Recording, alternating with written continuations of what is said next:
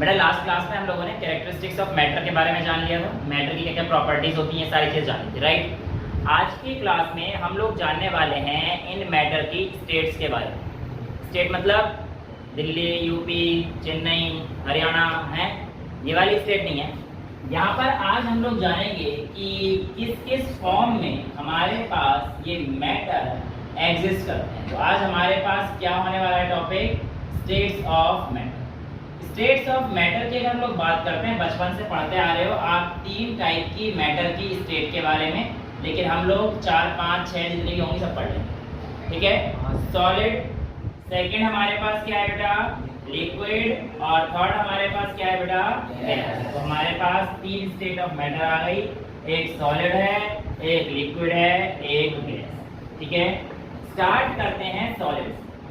Solid का शुरुआत करने से पहले एनसीईआरटी की एक्टिविटी कहती है, वो कहती है कि आप एक काम करो, एक डंडी उठाओ, एक डंडी उठाओ और उस डंडी को स्केच करने की कोशिश करो। जब आपने ये डंडी उठाई और आपने इस डंडी को स्केच करने की कोशिश करी, तो जहां तक है आपके पास कोई ना कोई एक फिगर तो आई गई होगी, राइट। आती हुई दिख रही है, डंडी बन गई, बहुत बढ़िया वाली है ना। ऐसे दूसरे का एक पेन उठा लो, भैया पेन उठा लिया, मेरे तो यही पेन है। अब इसने कहा इस पेन को स्केच करने की कोशिश करो। अब पेन को स्केच करने की कोशिश करी तो भैया पेन का भी हमारे पास कुछ ना कुछ आ गया, सिस्टम है ना भैया। ये हमारे पास क्या आ गया, पेन का आ गया। उसके बाद क्या बोला है, उसने निडल बोल रखी है, निडल भी हमारे पास आ गई। अभी निडल है, देखो हरकतें मत करना, लगभग जाएगी, ठीक है। हाँ, कहीं पता पड़े एक दूसरे से खेल रहे हो निडल के साथ। बेटा निडल का अगर शेप बनाओगे तो इसकी भी एक पर्टिकुलर शेप आएगी, है ना। ये निडल आ गई है, से बॉटल में छेद कर दो, बोल रहे हैं। बॉटल में छेद कर दे, किसकी, ये बोल रहे हैं। हाँ तो बाद में कर लेंगे, क्लास के बाद कर लेना। वेल और भी बहुत सारी जो कहना चाह रहे हैं। कहना क्या चाह रहा है, कहना चाह रहा है कि समय के साथ साथ देखते देखते ऐसा तो नहीं हुआ ना कि लकड़ी की शेप बदल गई या फिर निडल की शेप बदल गई या पेन की शेप बदल गई, सबकी शेप सेम है, राइट। तो जो हमारे पास सॉलिड का पहला कैरेक्टरिस्टिक आया वो क्या आया कि दे have fixed shape, they have fixed shape. दूसरा है रिजिड, रिजिड मतलब होता है ठोस, रिजिड मतलब क्या होता है, ठोस। बेसिकली रिजिड क्यों होते हैं, पहले इस बात को जानने की कोशिश करें। सॉलिड के जो पार्टिकल्स हैं वो बेटा बहुत ही क्लोजली अटैच होते हैं एक दूसरे से। सॉलिड के पार्टिकल एक दूसरे के साथ बहुत ज्यादा क्लोजली अटैच होते हैं, जिसकी वजह से उनके अंदर का इंटरमॉलिक्यूलर फोर्स ऑफ अट्रैक्शन बहुत ही ज्यादा अच्छा होता है और इसलिए वो रिजिड पाए जाते हैं, ठीक है। अब इसने कहा कि इस पर आप एक काम करो, थोड़ा सा थपकी मार लो, इसमें कुछ हुआ, इसकी शेप में कुछ कह रहे, इसे गिरा के देख लो, कुछ हुआ, कुछ नहीं हुआ। ऐसे मैं अपने पेन की शेप में चेंज करके देख लेता हूँ, ये रहा पेन, कुछ हुआ नहीं, क्या हुआ नहीं, क्या कर रहा, कुछ नहीं हुआ ना। तो ये क्यों नहीं हुआ, क्योंकि ये रिजिड है। ये क्या है, rigid, they have fixed shape, they are rigid. Next है दे आर नियरली इनकम्प्रेसिबल। देखो दुनिया में ऐसी कोई भी चीज नहीं जिसे आप प्रेस करो कंप्रेस ना हो, ऐसा नहीं है, but solids are nearly incompressible, right. Micro level पे होंगे पर होंगे, लेकिन हम लोग मान के चलते हैं कि सॉलिड कंप्रेस नहीं करते। कंप्रेस का मतलब है जब आप किसी चीज को दबाओ और उसका वॉल्यूम चेंज हो जाए तो उसे हम लोग क्या बोलते हैं, कंप्रेसिबिलिटी, राइट। लेकिन सॉलिड्स तो कंप्रेसिबल है नहीं, ठीक है, तो they are not compressible, right. ये बात समझ में आती है। अब दे हैव फिक्स्ड शेप, ये सारी चीजें हम लोगों ने पढ़ा, सॉलिड के बारे में इतनी चीजें क्लियर है, कोई दिक्कत नहीं है, ठीक है। नेक्स्ट हमारे पास जो पढ़नी है, शायद एनसीईआरटी में इतनी चीजें दे रखी हैं, और अच्छा ओके ठीक है। एनसीईआरटी ने अभी मैंने 2-3 चीजें रख रखी, उसमें बोल रखा है आपको 2-3 चीजें और लेनी है, जैसे कि आपका ये स्पंज। अब स्पंज को खोल लेते हैं, ग्रैंड ओपनिंग करनी है तो मान लीजिए, है ना। तो ये ताली बजा दी लड़के ने। तो ये स्पंज है, ये इसकी फिक्स शेप है, राइट। लेकिन एनसीईआरटी हमसे कहती है इस स्पंज को मेरे में इतनी पावर है कि मैं इसे आराम से स्क्वीज कर सकता हूँ और इसका शेप चेंज कर सकता हूँ। तो मैं तुम पेन करके दिखा दो, मैंने तो कर दिया एक्सपेरिमेंट, तुम करके दिखा दो, करके दिखा सकते हो, लेकर लो, हो जाए तो बता दियो। इसे दबा के इसकी शेप चेंज करेगा रखा, लेकिन मैंने एक सड़क को कर दिया, ठीक है। तो पावर किसके अंदर ज्यादा है पेन के अंदर ज्यादा, अबे पेन नहीं उसमें और मेरे में पूछा था, जो कंप्रेस कर दे उसकी पावर ज्यादा, तो बस उसने कंप्रेस कर पाया नहीं कर पाया, लेकिन मैंने कंप्रेस कर दिया। इसका मतलब शेप ये होगी चेंज, कहाँ चेंज हुई? ढक्कन की वही है और उसकी वही है। बच्चा बात तो बढ़िया कह रहा था, सर ये रही शेप चेंज हो गई। अबे इसकी शेप वैसी रही, इसकी शेप वैसी रही, मुझे देख, मुझे देख, मुझे देख, ये रही शेप और ये देख, डिफरेंस तो देखो क्या डिफरेंस देखो, सॉलिड तो वो भी है, सॉलिड ये भी है। तो एनसीईआरटी यही कहती है जो आप मेरे को बताना चाह रहे हो कि डिफरेंस। अच्छा चलो, तुम्हें मेरी बात बिल्कुल पसंद नहीं आई होगी, मैं एक और चीज करके दिखाता। ये रबर बैंड, इसकी शेप को मैं चेंज कर सकता हूँ, चेंज कर दिया, मोटा पतला लंबा छोटा जैसा बोलोगे वैसा कर दो, क्या हंस रहा है? रबर बैंड हो गया था। तो कहने का मतलब ये है कि जो रबर बैंड है बेटा, इसकी मैंने शेप चेंज कर दी, राइट, लेकिन जैसे मैं चेंज करने के इसे छोड़ता हूँ तो वापस से अपनी ओरिजिनल शेप में आ गया। ऐसा क्यों हुआ और फिर भी ये सॉलिड क्यों है? तो आपका आंसर आता है सिंपल सा कि रबर बैंड की जो शेप चेंज हुई है वो एक्सटर्नल फोर्स लगाने के कारण चेंज हुई है। जब आप उस एक्सटर्नल फोर्स को हटा दोगे तो rubber band will gain its original shape. Same case आपके पास एक स्पंज का है। इस स्पंज में क्या होता है, आप जैसे ही इसको कंप्रेस करते हो इसके अंदर एयर पार्टिकल्स भरे होते हैं। जैसे ही हम लोग कंप्रेस कर रहे होते हैं इसके अंदर के सारे एयर पार्टिकल्स बाहर आ जाते हैं, जिसकी वजह से अंदर स्पेस खाली हो जाता है और हम आराम से स्क्वीज कर सकते हैं। यही तो कहानी थी। वाटर के अंदर अगर स्विमर हाथ चला रहा था उसका मतलब क्या था कि वाटर के अंदर क्या पार्टिकल्स जो है वाटर के उसके अंदर स्पेस मौजूद है, राइट। तो यहाँ पर भी इसके पार्टिकल्स जो है इसके अंदर स्पेस काफी सारा है, इसलिए आराम से स्क्वीज हो जाता है। तो लेकिन स्पेस है ही। वेरी गुड, लाओ अब इसको समझा देते हैं। इसने बोला कि सर इसके अंदर भी तो स्पेस होगा, जिस हिसाब से आप बात कर रहे हो बेटा बिल्कुल सही है। एक्चुअल में डिपेंड करता है कि किस तरीके से पार्टिकल बना हुआ है। इसकी जो डिजाइन होगी बेटा वो कुछ इस तरीके से होगी कि जो स्पॉन्ज है इसके इंटरमॉलिक्यूलर फोर्स ऑफ अट्रैक्शन कुछ इस तरीके से होंगे, राइट। इसके इंटरमॉलिक्यूलर फोर्स ऑफ अट्रैक्शन इस तरीके से होंगे। तो यहाँ पे स्पेस बहुत ज्यादा है बेटा, है क्लोजली पैक्ड। लेकिन जो आपका पेन है अगर मैं उसका एक माइक्रो पार्टिकल निकाल के करता हूँ, देखो उसके जो पार्टिकल्स हैं कुछ इस तरीके से हैं। तो अब बताओ इसके जो पार्टिकल्स की पैकिंग और उसके पार्टिकल की पैकिंग में आपको डिफरेंस दिखाई दिया? क्या डिफरेंस दिखाई दिया कि जो पेन के पार्टिकल्स हैं उसकी जो इंटरमॉलिक्यूलर फोर्स ऑफ अट्रैक्शन है तो वो बहुत तगड़ी है, और दूसरा जो पार्टिकल्स हैं उनके बीच में कोई भी स्पेस नहीं है, बहुत ज्यादा स्पेस नहीं है ना, इसलिए आप इसे कंप्रेस नहीं कर पाए। ऐसा नहीं कि मैं ताकतवर हूँ, आप भी हो सकते हो, है ना। अब आप ये ले लो, मैं ले लूंगा तो आप ताकतवर होंगे, है ना। साइंस की भाषा में कुछ भी हो सकता है। So this is all regarding science. Well NCERT अगला पॉइंट कहती है अगर हम लोग बात करते हैं कि आपका जो सॉलिड है उसका फिक्स शेप होता है, बना के दिखाई मैंने आप लोगों को फिक्स शेप, राइट। तो मुझे ये बताओ चीनी के दाने या चीनी को जब हम डब्बे में डालते हैं तो डब्बे की शेप ले लेता है, तो शेप चेंज कर दी चीनी ने, तो राइट ऐसा ही है भाई, जिस डब्बे में डालोगे वैसे चीनी की शेप हो जाएगी। चीनी के पार्टिकल एग्जैक्ट बेटा, चीनी को नहीं देखना, डब्बे को नहीं देखना, चीनी के एक दाने को देखो। उसको आप कहीं भी ले जाओ, चाहे उसके घर में ले जाओ, चाहे मेरे घर में ले आओ, चाहे इसके घर में ले जाओ, किसी घर के डब्बे में डाल दो, चीनी का जो दाना है क्रिस्टल है उसका शेप और साइज हर जगह वही है, चाहे वो वहां हो या यहाँ हो या यहाँ हो, बात तो same, right. So this is all regarding the solid जो आपकी एनसीईआरटी में डेटा गिवन है, राइट।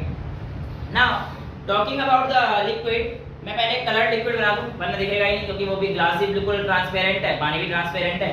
तो मैं पोटेशियम परमैंगनेट डालता हूं, ठीक है, ताकि जो मेरा पोटेशियम परमैंगनेट है वो डिसॉल्व हो जाए, कि डिसॉल्व हो रहा है, और डिसॉल्व होते होते थोड़ी देर में रंग देने वाला है।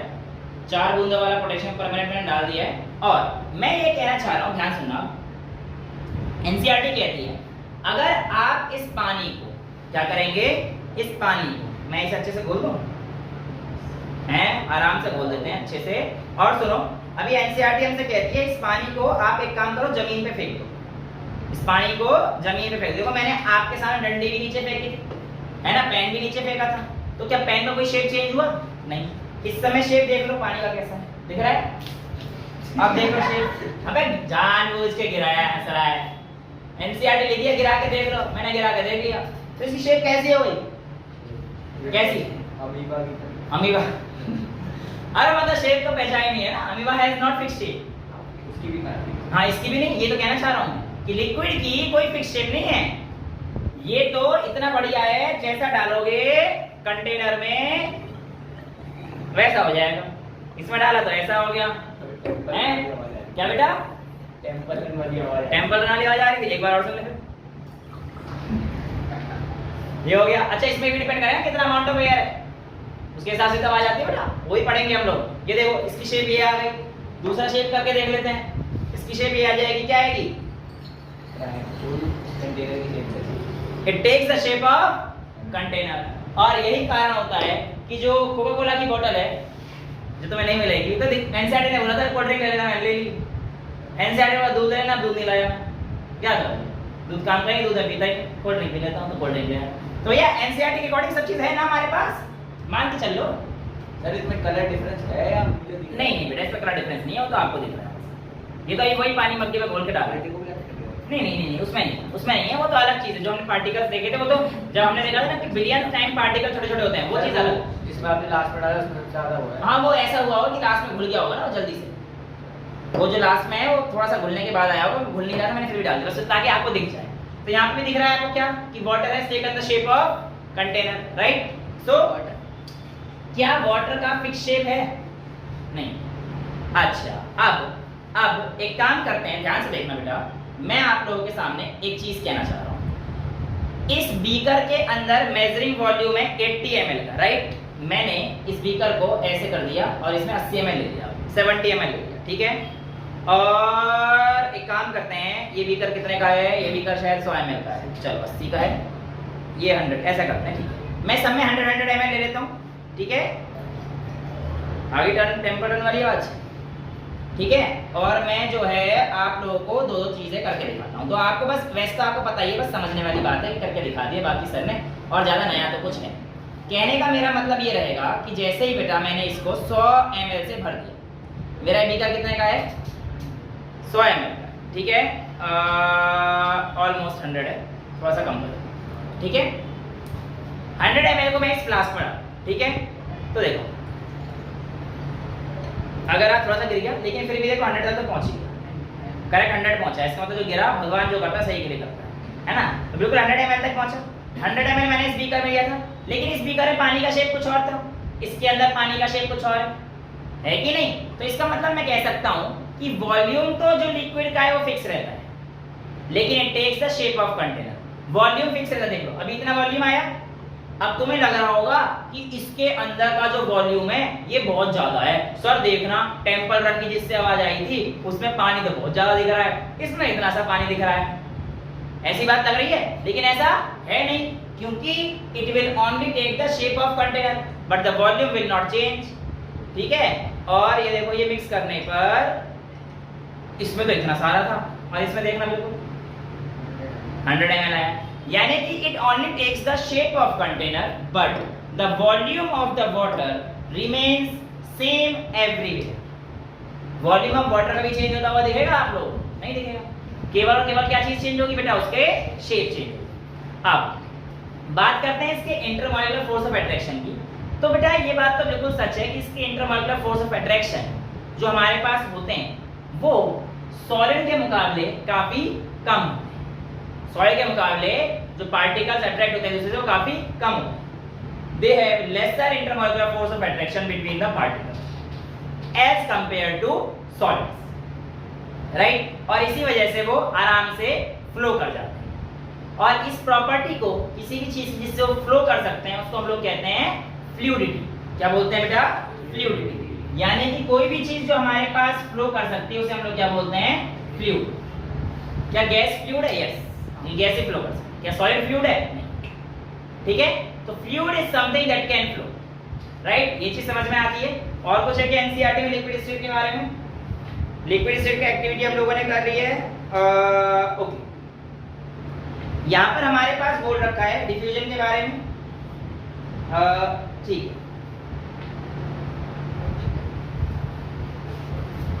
अब हमसे बोला है कि डिफ्यूजन के बारे में बात करते हैं। देखो, चाहे सॉलिड हो, चाहे लिक्विड हो, चाहे गैस हो, तीनों ही चीजें लिक्विड में आराम से डिफ्यूज हो जाती हैं। जैसे कि हम देखा सॉलिड आराम से डिफ्यूज हो गया था, गैस तो डिसॉल्व होती है लिक्विड में, जैसे कि ऑक्सीजन है वो डिसॉल्व होती है, तभी तो मछलियां सांस ले पाती हैं, राइट? और लिक्विड में डिसॉल्व तो आराम से हो जाता है कि डिफ्यूजन तो हर चीज का हो रहा है, लेकिन किस रेट पे होता है ये आपको पता होना चाहिए। याद रखना जो लिक्विड का डिफ्यूजन रेट है वो as compared to solid greater है। लिक्विड का डिफ्यूज होने का रेट सॉलिड से ज्यादा है, ठीक है। सॉलिड तो बहुत ही कम डिफ्यूज होता है बेटा, क्योंकि उसके इंटरमोलिकुलर फोर्स ऑफ अट्रैक्शन इतनी ज्यादा है कि आराम से उसके पार्टिकल जाएंगे नहीं इधर। जब पार्टिकल इधर नहीं जाएंगे तो कोई डिफ्यूजन होगा नहीं। तो डिफ्यूजन होने का मतलब भी पार्टिकल्स का आपस में इतना क्लोज इंटरेक्शन होगा, उतना मुश्किल डिफ्यूजन होगा। अगर आपने अभी इसको लिखा छोड़ दिया और आप इसको 3 महीने बाद मिटा रहे तो ये डिफ्यूज हो जाएगा। गुड क्वेश्चन कि सर अगर आपने ये किया बेटा, एक्चुअली इंक तो क्या है हमारे पास, लिक्विड है ना, वोलेटाइल है, तो प्रोबेबिलिटी बहुत ज्यादा है कि ये उड़ जाए। आपके फोटोकॉपी की तो ये होती है, फोटोकॉपी है वो भी आपकी बहुत टाइम के उड़ जाती है, वोलेटाइल होती है। अगर ब्लैक बोर्ड पे चॉक से लिखे तो वो फिर सॉलिड हो गया, रह जाता है। पर वही है कि पार्टिकल कितने तक स्टिक करेगा, कौन सी क्वालिटी की चॉक है, इस पे डिपेंड करेगा, ठीक है। लॉन्ग टर्म तो नहीं चलेगा, कभी ना कभी तो उड़ेगा ही, टूटेगा ही, है ना। बट सॉलिड है इसलिए ज्यादा लंबा चलेगा, लिक्विड है कम चलेगा, गैस है और कम चलेगा, ये कहानी रहने वाली, ठीक है। ये चीज समझ में आ गई। नेक्स्ट हमारे पास बेटा गैस की है। गैस के लिए आप लोगों से एनसीईआरटी बोलती है पिस्टन लीजिए और सिरिंज लीजिए, तो मैं जुगाड़ करके लाया हूँ, ठीक है। और एक बच्चा कोई भी यहाँ पे आ जाना आराम से, और उसके सामने हमें एक चीज एनसीईआरटी करने को बोलती है। वो कहती है आज आज कोई बात अभी बैठा है, थोड़ी देर जब बुलाना हो तो बुला लूंगा। एनसीईआरटी कहती है आपके पास 3 ऑप्शन है। देखो इसके आगे से बोला रबर की कॉर्क लगाना, मुझे रबर की कॉर्क तो मिली नहीं, तो मैंने इसके आगे ये लगा रहने दिया, इससे हमारा काम चल जाएगा। जो तुम्हें समझाना चाह रहा है समझा। इसने कहा देखो ये वाली जो चीज होती है इसे बोलते हैं पिस्टन। क्या बोलते हैं बेटा? पिस्टन, ठीक है। ये निडल है और ये सिरिंज, ठीक है। अब मैंने इसको निकाल दिया ऐसे, पिस्टन को यहाँ से निकाल और ऐसे मैंने एज इट इज छोड़ दिया, पिस्टन को एज इट इज मैंने छोड़ दिया। माइनक्राफ्ट का पिस्टन तो कुछ और ही होता है पिस्टल, वो पिस्टल होती है पिस्टल, पिस्टन। हाँ हाँ, तो इसकी बात कर लेते हैं ना अभी ये वाले, ठीक है। दूसरे में बोल रहा है बेटा इसे खोलना है और इसके अंदर आप लोगों ने पोटेशियम परमैंगनेट जो डाला था ना उसको फिल करना है, ठीक है। और मैंने पोटेशियम परमैंगनेट डाल के फिल कर दिया, पुनीत सर के पास पोटेशियम परमैंगनेट डाल के फिल कर दिया, तो मैंने इसको लगा दिया। चलो मुझे बताया था काम चल जाएगा। अच्छा तीसरा जो कहानी है वो ये है कि मेरा तीसरा पिस्टन ये रहा और तीसरे पिस्टन में उसने बोला है चौक के कुछ पीस डाल देना। अब मेरे पास चौक के पीस तो थे नहीं, तो मेरा वही अपना जो तुम्हारे पिछली बार लेके आया था है, कौन सा सॉल्ट? काला नमक, देश का नमक। अरे पानी डालते काला भी जाता है। हैं तो काला नमक है तो काला ही होगा। नहीं सर, ये कहते हैं इसकी बहुत ज्यादा दूसरा नमक तो वो वाइट होता और है। दूसरा नमक वाइट होता है, ये काला है। देख ये देख सर वाइट दिख रहा है। वाइट, ये तो वाइट दिखना चाहिए इसे, ऐसा ही है बस मजे मजे के लिए, वाइट नहीं है। पर बेटा वो पार्टिकल्स की जो प्रॉपर्टी होती है उनके ऊपर डिपेंड करता है कि कौन सी चीज किसे मिक्स करने पर क्या देगी, ठीक है। अब याद दिला देना सारी वाला नमक आप घर के लिए यूज मत करना, क्योंकि इसमें ना आप काफी ज्यादा एक्सपेरिमेंट तो कर ही चुके हो और मैं घर के काम में तो बहुत ही पुअर हूँ। I am very poor in doing household works that you can already see. अब मैं ऐसे डाल रहा हूँ, मानस क्या ड्रग डाल रहे कौन सा कहना ड्रग्स डाल रहे हो? हो। सुधर जाओ नवी में आए हो, अभी से ड्रग्स की बातें बता रहे हैं। देश गलत हाथों में, माना सुधार ले बेटा अपने आप को।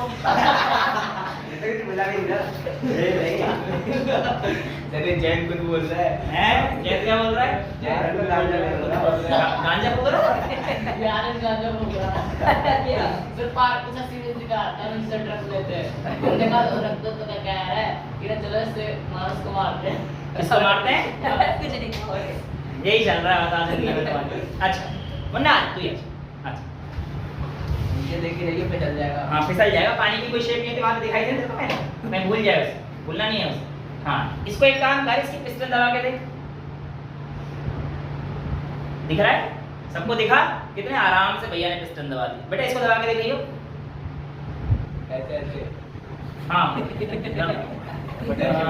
ड्रग्स लेगा, दबा कैमरे में भी दिखाओ, उधर भी दिखा, हाँ दिखाओ क्या हो रहा है बताओ, कितनी दम लग रहा है, देख लो लड़के का जान निकल गई, पूरे लड़के का चेहरा देख लो, बूंद बूंद करके टपका ही दिया इसने पानी, ठीक है। और अब इसे दबाओ, इसे दबा, गया इससे। दबा अंदर, मुझे क्या दबा, और दबा, और दबा, दबा दबा। वो तो खाली साइड में दब गया, वहां तो एयर भरी थी, अब आया इसलिए मजा दबा नहीं दबा। भैया कहने का मतलब ये था सॉलिड है ये।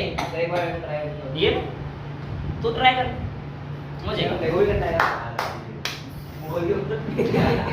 बेटा उसके आगे सेज लगी हुई है, ध्यान से करना, ठीक है।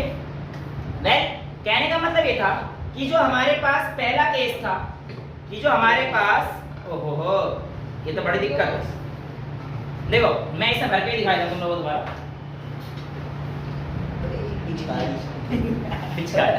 हमारे पास जो पहला केस था, उसी केस में हमारे पास क्या था, एयर थी। लाओ कहां गया एयर वाला, नहीं है एयर, इसके अंदर एयर भरी हुई थी।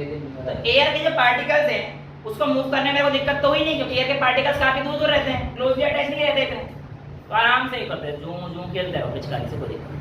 लेकिन वाटर के मॉलिक्यूल्स कंपैरिजन टू एयर, मुझे देखो मेहनत तुम्हारी कसम बहुत लगानी पड़ रही है, गिरा तो रहा हूं मैं, लेकिन कुछ कहाँ गिरा बेटा, काला नमक। चलो नमक पे गिरा दिया। अच्छा तू इधर देख ले पहले, बूंद बूंद करके गिरा रहे हैं बेटा, ये यहाँ से गिरा रहा हूँ, पानी यहीं से गिर रहा है, तो नीचे कहाँ देख रहा है हैं जी। ये लो सर, ठीक है बेटा। तो पानी ऊपर से गिर रहा था, नीचे से कहाँ देख रहा था। ये बहुत जिंदा बच्चा है यार, ऊपर वो देख रहा पानी कहाँ से गिर रहा है। अबे सिरिंज से गिर रहा था पानी, नहीं किसकी। चलो वापस आ जाते हैं। तो कुल मिला के ये था कि जो सॉलिड्स हैं, मतलब हमें ये पता पड़ता है कि गैस आराम से कंप्रेस हो रही थी बेटा, कंप्रेसिबिलिटी चेक करी थी मैं यहाँ। Liquid was compressible but it was not that much easy as compared to the gas. Solid is nearly incompressible, right? Nearly incompressible. Compressibility की बात ये बताना चाह रही है। अब हमारे पास आगे एनसीईआरटी कहती है कि जो हमारे पास गैस के मॉलिक्यूल्स होते हैं वो हमारे पास किसी कंटेनर में ओपन रहते हैं, फ्रीली रहते हैं, तो रैंडम मूवमेंट करते रहते हैं। क्या करते रहते हैं? रैंडम मूवमेंट करते हैं। गैस के अंदर प्रेशर कहां से आता है? तो एक्चुअल में जब गैस मूव कर रहे होते हैं, ये एक दूसरे को भी ठोकते हैं और इसके अलावा जिस कंटेनर के अंदर होते हैं उसकी वॉल को भी ठोकते हैं, ठीक है। और एक यूनिट एरिया, मैंने सपोज करा एक यूनिट एरिया ये ले लिया, इसमें कितने नंबर ऑफ मॉलिक्यूल्स इसकी वॉल को स्ट्राइक कर रहे होंगे, ये वाले, उसी से उनके प्रेशर का आइडिया लगाया जाता है। तो greater the number of molecules striking the ball, greater will be the pressure. इसलिए जब लोग टेम्परेचर बढ़ाते हैं तो होगा क्या, देखो टेम्परेचर बढ़ाने, मैंने यहाँ पे टेम्परेचर बढ़ा दिया तो पार्टिकल के अंदर क्या आएगी, काइनेटिक एनर्जी ज्यादा आ जाएगी। और पार्टिकल्स यहाँ पे अगर ये होंगे तो काइनेटिक एनर्जी ज्यादा आने की वजह से ज्यादा नंबर ऑफ पार्टिकल, एक पार्टिकल भी जल्दी जल्दी हिट करेगा ना बॉल को, तो इसकी वजह से क्या हो जाएगा, हमारा एक्सपेंशन हो जाएगा, प्रेशर बढ़ जाएगा, टेम्परेचर इसलिए तो बढ़ता है क्योंकि टेम्परेचर बढ़ाने पर पार्टिकल के अंदर क्या आ जाती है, काइनेटिक एनर्जी आ जाती है, और इस काइनेटिक एनर्जी की मदद से बॉल को हिट करते हैं और जो उनके प्रेशर को डिटरमाइन करती है। समझ में आई इतनी चीजें? यहाँ तो कोई प्रॉब्लम नहीं है। सॉलिड, लिक्विड, गैस, तीनों चीजें क्लियर है, राइट। अब यहाँ पर एक चीज जो आप लोगों को पता रहनी चाहिए वो ये रहनी चाहिए कि ये तीनों फॉर्म आपस में इंटरकन्वर्टिबल है। शायद ये वाली चीज तो हम लोग अगली क्लास में करेंगे, इंटरकन्वर्टिबल वाली। मेरे को एक बार दे दो और कुछ चीज सुनिए। यहाँ सीएनजी वाली चीज बच रही है, स्मेल वाली चीज तो हम लोगों ने कर ली थी, और तो क्वेश्चन है, ठीक है।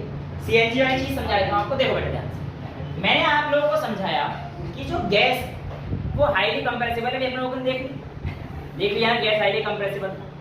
गैस हाईली कंप्रेसिबल होने की वजह से उसको कंप्रेस किया जाता है एलपीजी, क्योंकि बहुत ज्यादा अमाउंट ऑफ गैस को एक छोटे से वॉल्यूम के अंदर स्टोर किया जा सकता है बाय कंप्रेसिंग। और ये जो हमारे पास गैस होती है, ये लिक्विफाइड पेट्रोलियम गैस, इसको भी हाईली कंप्रेस करके उस सिलेंडर के अंदर डाला जाता है। इसलिए आपके घरों में सिलेंडर 1 महीने 1.5 महीने चल जाता है, कॉन्टिन्यूसली गैस हो चलती रहती है ना उसमें से।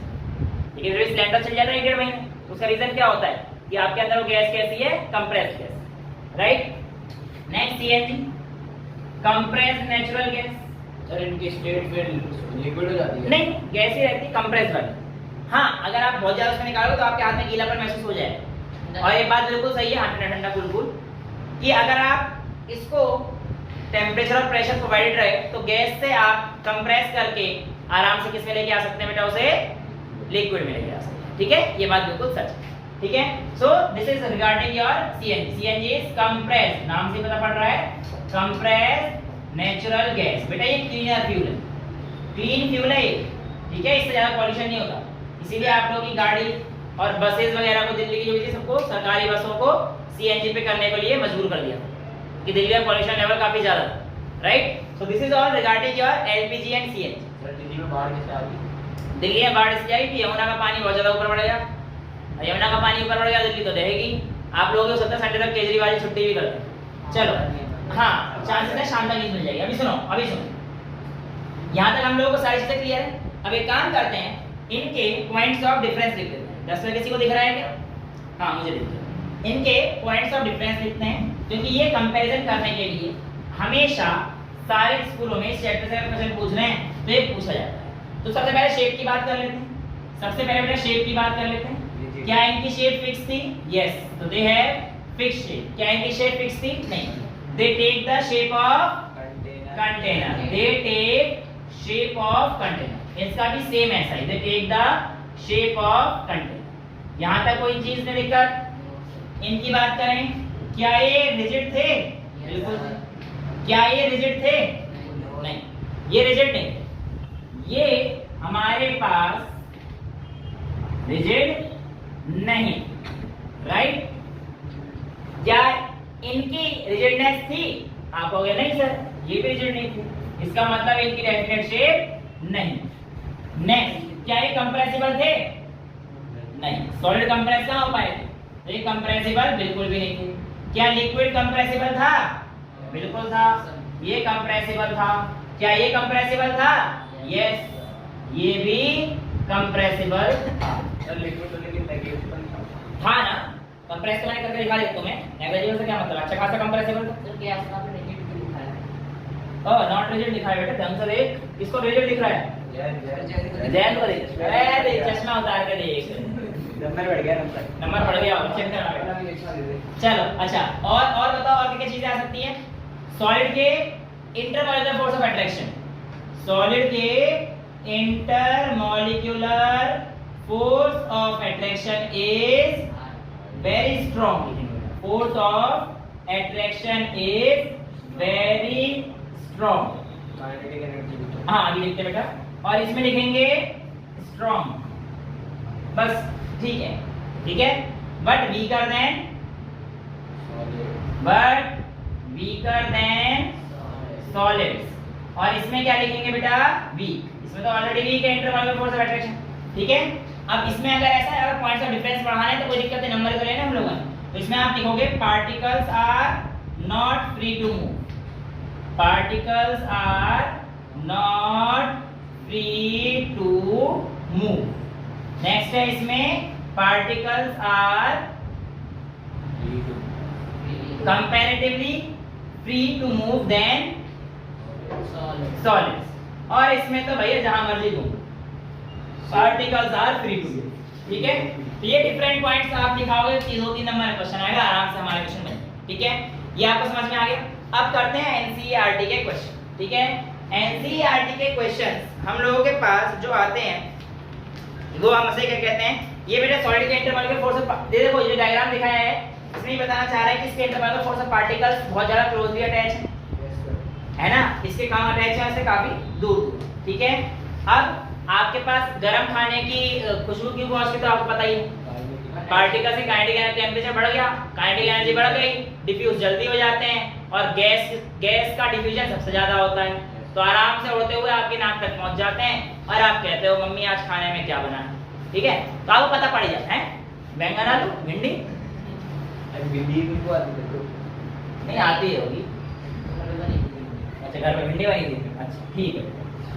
अच्छा अब देखो, पहला क्वेश्चन कहता था मास पर unit volume is called density. देखो बेटा, किसी भी चीज की डेंसिटी का मतलब होता है उसका घनत्व। घनत्व मतलब कितना, बेसिकली बाहर ये चीज देखनी है। सर वो शहर का आ गया, वो डेंस खा गया। शायद जैन ले गया डब्बी में जेब में डाल के मैं देखा नहीं था सर। देखा था मैंने लेके गया इसे तभी बुखार हो गया था ना अबे वो मुझे का शायद था वो मुझे दिक्कत हो गई थी मैंने बाहर देख रहा था फॉर ओनली रिलीजियस यूज खा गया डब्बी जाके डब्बी में से मांगा था तो डाबर का देता डेंसिटी बराबर होता है बेटा ये कह रहा है डेंसिटी होती है मास अपॉन वॉल्यूम ठीक है ध्यान से देखना बेटा इससे आगे भी यूज डेंसिटी बराबर किसके होती है मास अपॉन वॉल्यूम अरे कहता है आपको अरेंज करना है in the order of increasing density air देखो जो सबसे हल्का है उसको सबसे पहले रखना है जो सबसे भारी है उसको आगे रखना है एयर और दूसरा देखा है एग्जॉस्ट फ्रॉम चिमनी चिमनी से जो एग्जॉस्ट निकालते हैं वो या एयर कौन ज्यादा भारी होगा एग्जॉस्ट क्योंकि बेटा उससे पार्टिकल्स भी होंगे सल्फर कहना के जो इंडस्ट्री में यूज होंगे उससे पार्टिकल्स भी होंगे तो यानी कि एयर सबसे बेकार है इसके बाद एग्जॉस्ट फ्रॉम चिमनीज के जो पार्टिकल्स हैं वो वाला पॉइंट आ जाएगा तीसरा क्या दिया है इसने हनी वाटर देखो हनी और वाटर में कौन ज्यादा भारी होता है हनी भारी होता है तो यानी कि वाटर बाद में आएगा और भी क्या दे रखा है चॉक कॉटन एंड आयरन तो बेटा हमारे पास जो ये है कॉटन आएगा सबसे हल्का इसका वाटर नहीं आएगा ओ सॉरी वाटर आएगा वाटर की डेंसिटी का फिर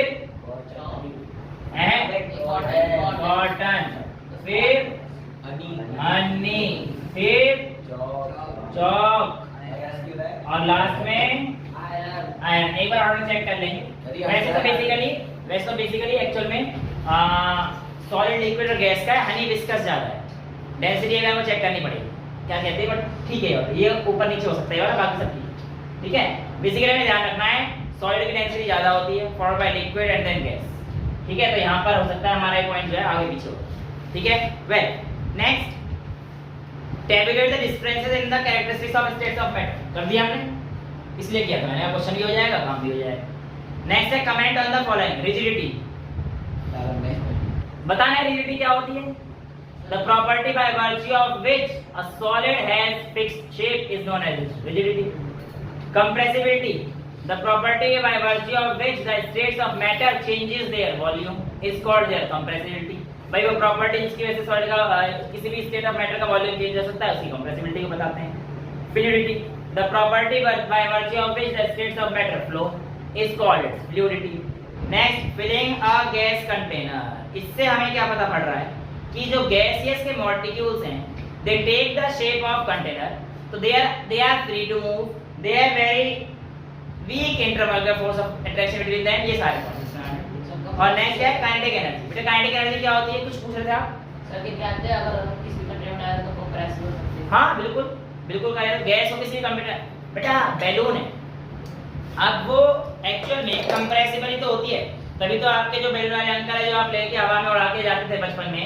है ना ऐसे पकड़ते हुए जाते थे भैया बैलून दे दो भैया बैलून दे दो तो वो भैया बैलून कहाँ से दे दो एक अब हवा कहीं से तो भरते होंगे तो हवा भरने के लिए सिलेंडर अबे उनका जो सिलेंडर होता था उससे हवा भरते थे तो सिलेंडर में ऐसे टोटी खोलते थे हवा भर जाती थी और तुम ले जाते थे ठीक है एनसीईआरटी भी कहती है मैं भी कहता हूँ अगली क्लास में आंसर दे दूंगा आपको फाइंड करके आना है कि उसके अंदर कौन कौन सी गैस होती है कौन कौन सी है कि दो तीन चीजों का मिक्सचर होता है वो आपको फाइंड करके आना ठीक है वेल नेक्स्ट है काइनेटिक एनर्जी बेटा काइनेटिक एनर्जी क्या होती है मैं देर से कह रहा हूँ कि पार्टिकल की काइनेटिक एनर्जी बढ़ जाएगी ध्यान सुनना ना पार्टिकल ने जैसे टेम्परेचर बढ़ा तो पार्टिकल का मोशन बढ़ गया ना और मोशन के बढ़ने की वजह से ये सारी चीजें हुई तो जो पार्टिकल का मोशन आता है जो एनर्जी तब आती है पार्टिकल मोशन में होता है उसे हम लोग क्या कहते हैं काइनेटिक एनर्जी तो what is kinetic energy the energy possessed by an object when the particles are in motion it is called kinetic energy पूरा अभी के केमिस्ट्री के हिसाब से ही पढ़ेंगे पूरा डिटेल में तो हमें फिजिक्स में पढ़ना है तो सॉलिड में भी होती है सर काइनेटिक एनर्जी हां बेटा सॉलिड के पार्टिकल्स में होगी ना अगर आप टेंपरेचर दोगे तो वो भी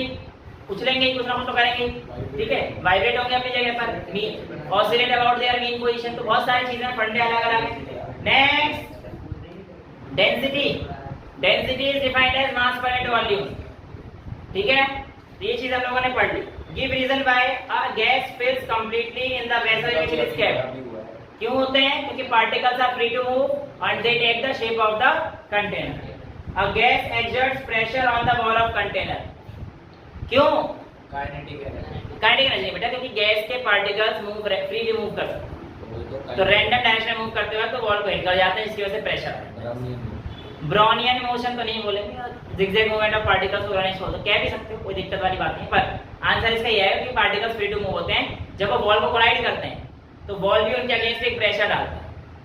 ठीक है, जैसे मैंने आपको बताया टर्गर प्रेशर क्या होता था कि अंदर से एक प्रेशर लग रहा हो, सेल बॉल भी एक प्रेशर डाल रहा होगा उसके अगेंस्ट, तो वो टर्गर प्रेशर था। ऐसे यहाँ पर भी गैस के पार्टिकल टक्कर मार रहे होंगे तो बॉल भी कह रही होगी ले बेटा तू भी, इसी की वजह से प्रेशर आ रहा है ना।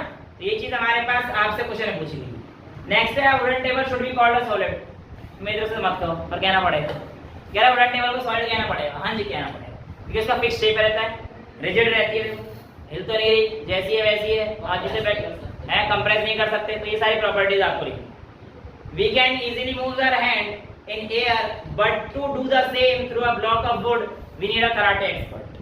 देखो कहने की बात तो बिल्कुल सही है, हवा में हाथ तो ही जा रहा है नहीं, लेकिन देखो अगर इस वुड को तोड़ना है तो मैं एक कराटे एक्सपर्ट की जरूरत पड़ेगी। कराटे एक्सपर्ट कौन है यहाँ पे? तारीफ मत करना मेरी, देखो कोई बड़ी बात नहीं है, तोड़ो तो ट्राई करो। मुन्ना इसे पकड़ ले, यहाँ से ऐसे तो वो डर जाएगा, है इसे यहाँ से ऐसे यहाँ से पकड़, हाय ऐसे आ जाए, ऐसे